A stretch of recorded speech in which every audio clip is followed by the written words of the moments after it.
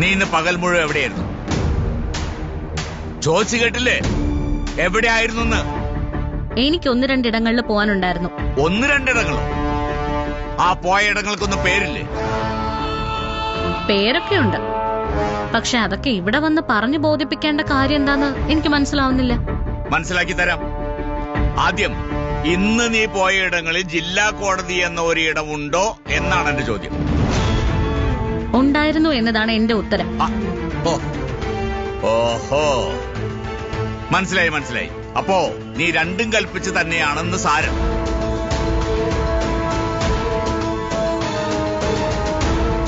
സാരമാക്കാനും നിസ്സാരമാക്കാനും ഞാനിന്ന് ജില്ലാ കോടതി വരെ പോയതുകൊണ്ട് അഡ്വക്കേറ്റ് രാഘവനുണ്ണിക്ക് എന്താ പ്രശ്നം?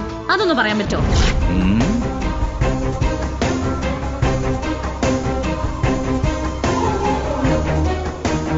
അല്ല, ഇനി അഥവാ ഇപ്പൊ എന്തെങ്കിലും പ്രശ്നം ഉണ്ടെങ്കിൽ തന്നെ അതെന്റെ ഭർത്താവിനല്ലേ തോന്നേണ്ടത്, വലിയ വക്കീലിനല്ലല്ലോ. ആർക്ക്? നിന്റെ ഈ ഭർത്താവിനോ? കൊള്ളാം. എടി, ഇവൻ നിന്റെ തൊലിവെളുപ്പ് കണ്ട് മയങ്ങി പിന്നാലെ ഭ്രമിച്ചു നടന്ന ഒരു ഗുഡ് ഫോർ നത്തിങ് ഫെല്ലോയല്ലേ, ആൻ ഇഡിയറ്റ്.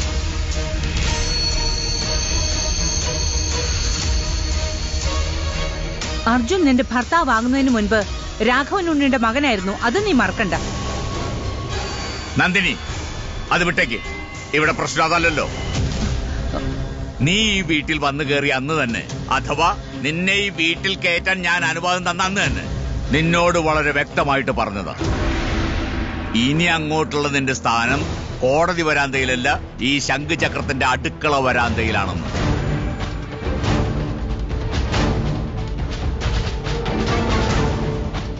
അതാണ് നീ ധിക്കരിച്ചത്. നിന്റെ തെറ്റിന്റെ ലിസ്റ്റ് അത് മാത്രമല്ല, ഞാൻ അറിഞ്ഞു ഇവിടെ നടന്ന ചില കാര്യങ്ങളൊക്കെ. കാലാകാലങ്ങളായി ഈ ശംഖുചക്രം തറവാട്ടിൽ പെണ്ണുങ്ങൾ ആരും തന്നെ ജോലിക്ക് പോയിട്ടില്ല. എവിടെയോ നടന്നൊരു കള്ളക്കല്യാണത്തിന്റെ പേരും പറഞ്ഞ് ഇവിടെ വലിഞ്ഞു കയറി വന്ന നീ ഇന്ന് ആ കീഴ്വഴക്കം തെറ്റിച്ചു.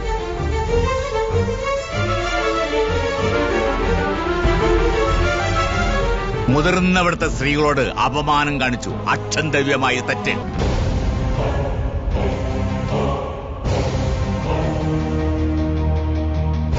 അതിനുള്ള സമാധാനം കൂടി ബോധിപ്പിച്ചതിന് ശേഷം മതി ഇനി ഇവിടുന്ന് അങ്ങോട്ടുള്ള നിന്റെ ഇവിടുത്തെ താമസം.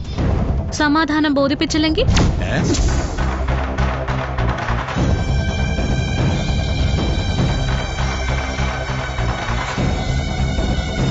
പറയ് വലിയ വക്കീലെ, സമാധാനം ബോധിപ്പിച്ചില്ലെങ്കിൽ നിങ്ങൾ എന്നെ എന്ത് ചെയ്യും?